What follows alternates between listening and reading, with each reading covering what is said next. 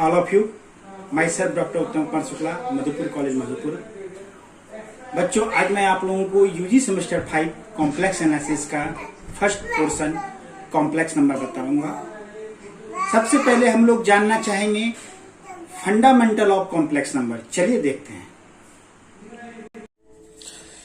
Good morning. आज हम लोग कॉम्प्लेक्स एनालिसिस का first part fundamental of complex number पढ़ेंगे। सबसे पूर्व कॉम्प्लेक्स नंबर क्या होता है? एक complex number can be written in the form of a plus ib where a and b are real number including 0 and I is the imaginary number। मतलब complex number यदि ये z है, यहाँ पे हमारा a plus ib जो है इसी को हम लोग कॉम्प्लेक्स नंबर कहते हैं। वेयर हमारा a और b क्या होता है? एक रियल नंबर होता है। रियल नंबर मतलब number all integers, zero, fraction include होता है। आप लोग जानते हैं natural number, whole number, integers and real number. All numbers they are belongs to minus infinity to plus infinity is known as the real number. चलिए, अब यहां पर ये जो आई है, ये इमेजिनरी नंबर जिसके बारे में चर्चा किया गया है, इस आई को कहा जाता है आयोटा। यहां से ही कॉम्प्लेक्स नंबर स्टार्ट होता है हम लोगों का। जैसे एक को सवाल है हमारा एक्स स्क्वायर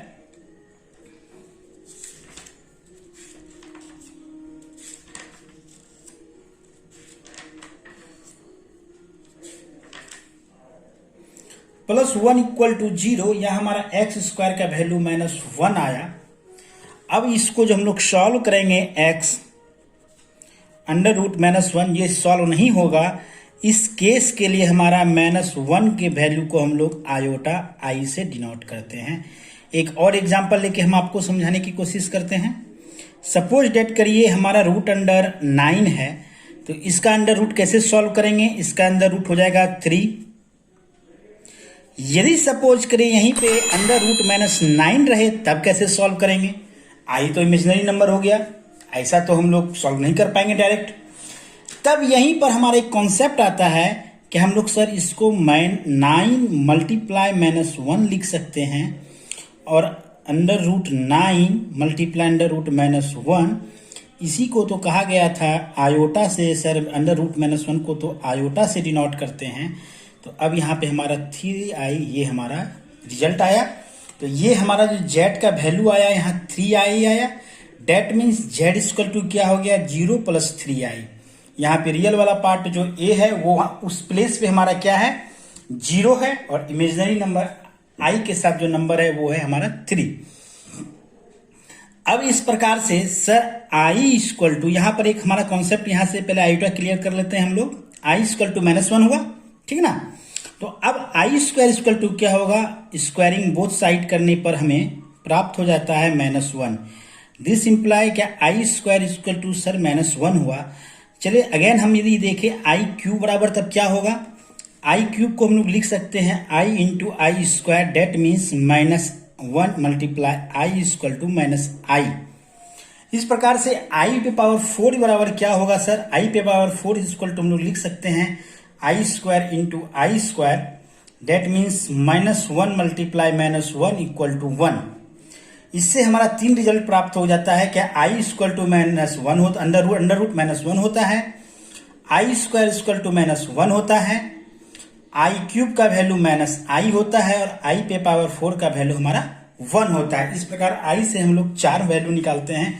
इस 4 वैल्यू से हम लोग आई पे पावर 100, आई पे पावर 1000, आई पे पावर 665, कुछ भी नंबर हो आई पे पावर पे, उसको हम लोग बहुत ही आसानी से निकाल सकते हैं। ये हम उस नंबर को, जैसे सपोज डेट करिए आई पे पावर हमारा 18 है, इसको हम लोग लिख सकते हैं आई पे पावर 4 मल्टीप्लाई 4 + 2।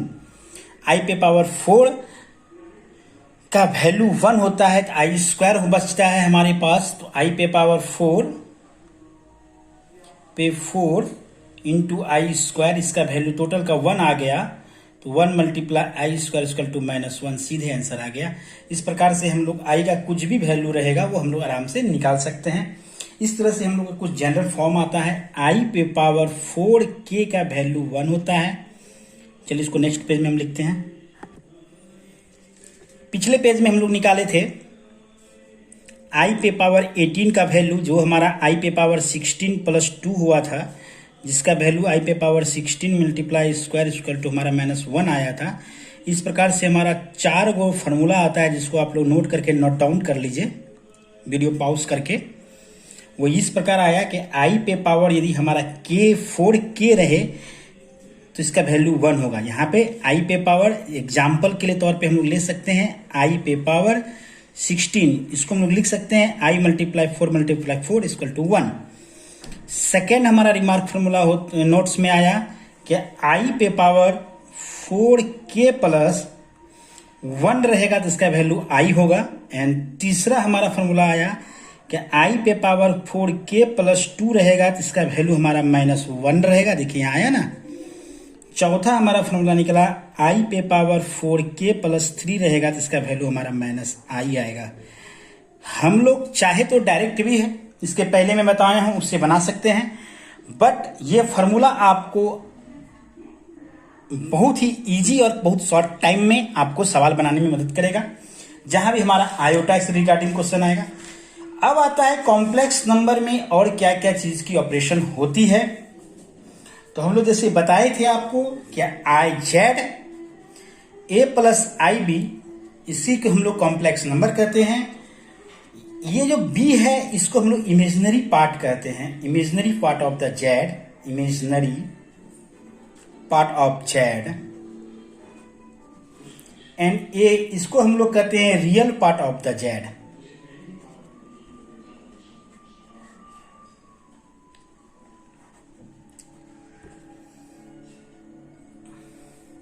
अब हमको सिर्फ रियल ऑफ जेड मांगा रहेगा तो इसका मतलब क्या होगा कि इमेजिनरी पार्ट हमारा 0 है, that means A.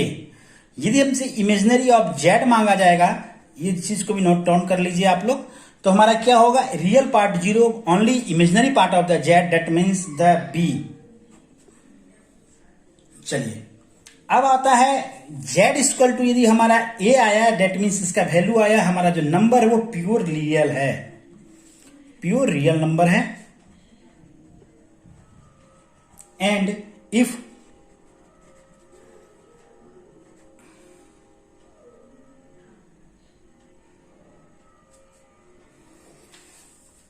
Z equal to b आया तो प्योर इमेजिनरी नंबर है।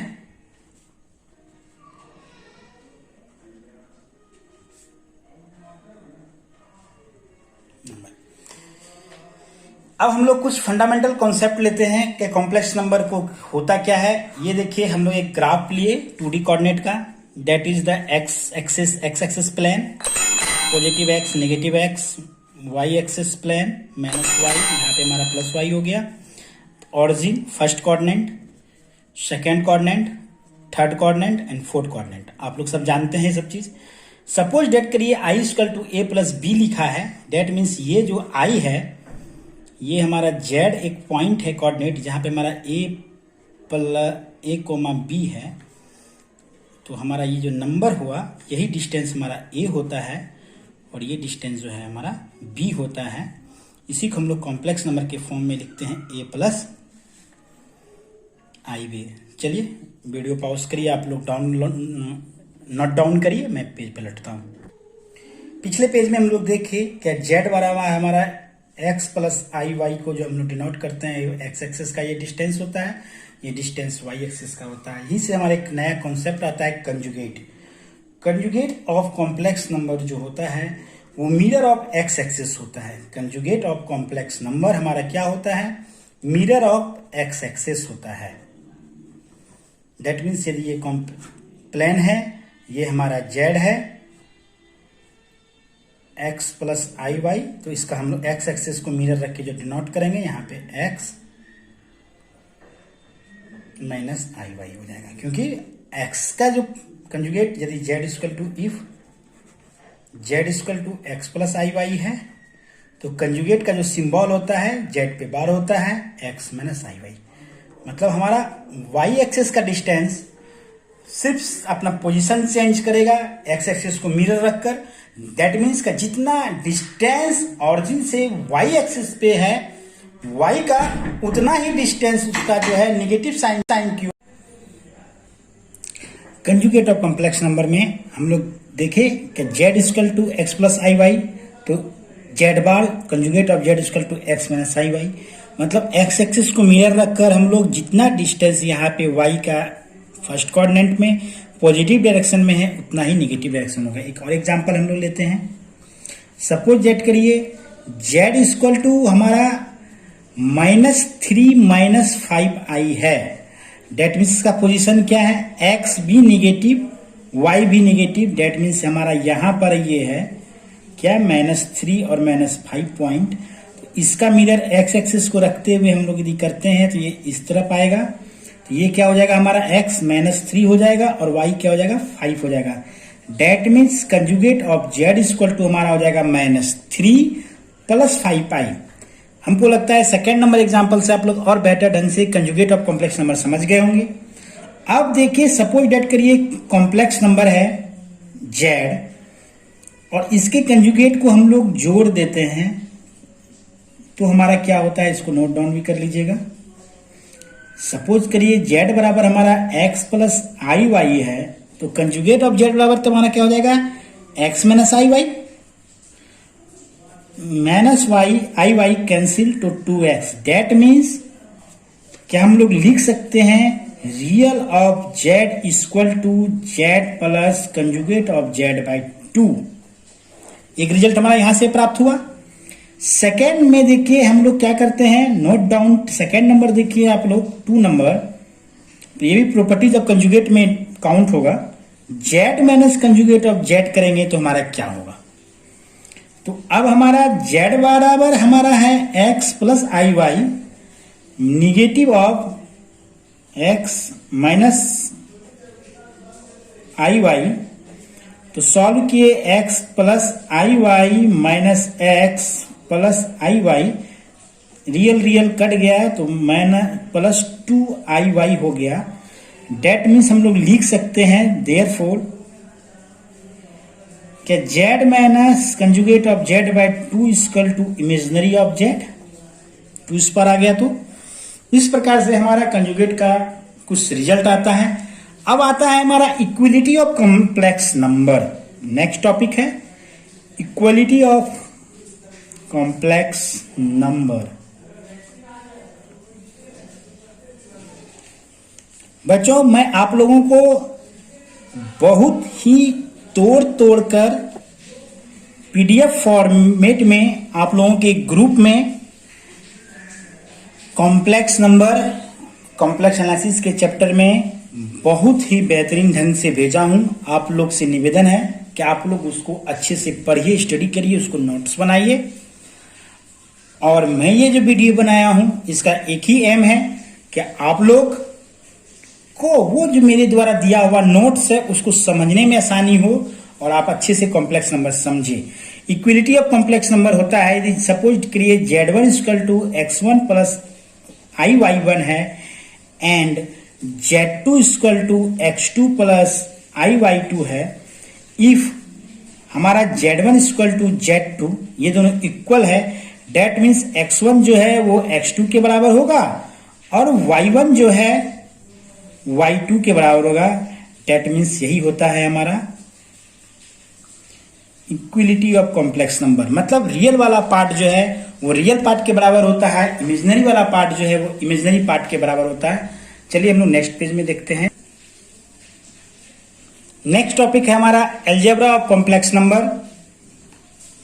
यहां पर आता है सबसे पहले नंबर में हम लोग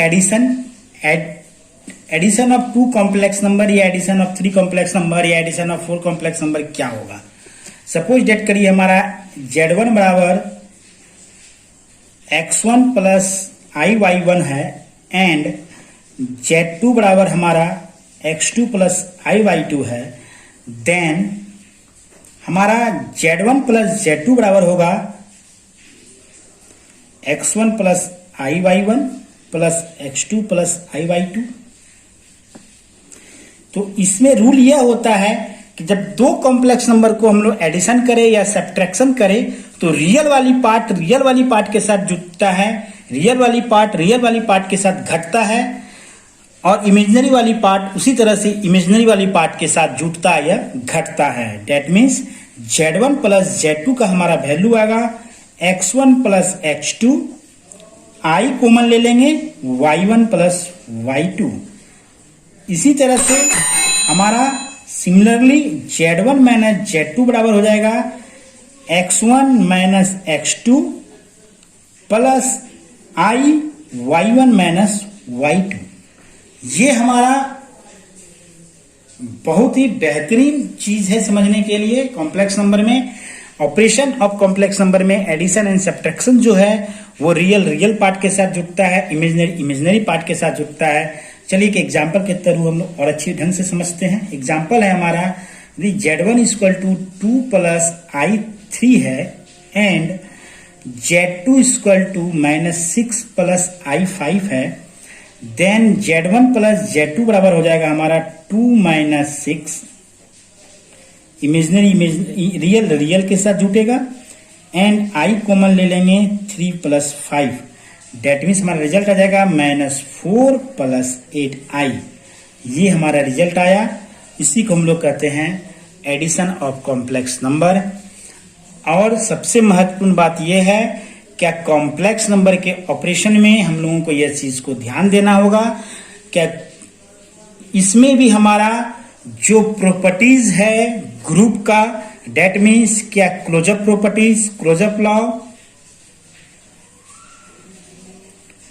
law, commutative law,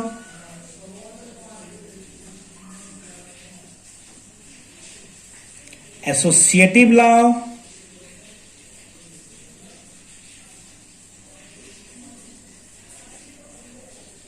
extents of identity,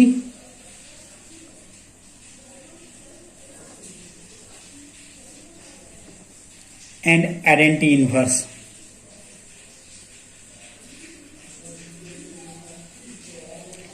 additive inverse,